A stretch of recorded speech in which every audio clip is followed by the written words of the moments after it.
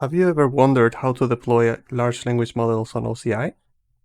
In this solution, you will learn how to deploy a large language model of your choosing using NVIDIA A10 Tensor Core GPUs hosted on OCI with an inference server called vLLM.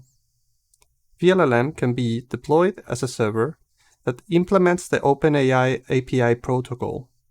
This allows vLLM to be used as a drop-in replacement for applications using the OpenAI API, meaning that we can choose OpenAI models like GPT 3.5 or GPT-4, or open source ones seamlessly to generate text for our requests based on two things: the original user's query and the model name of the large language model you want to run text generation against.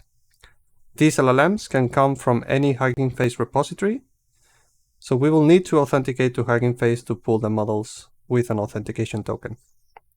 Finally, you will learn how to use Python to perform inference on the language model. Try this AI solution today.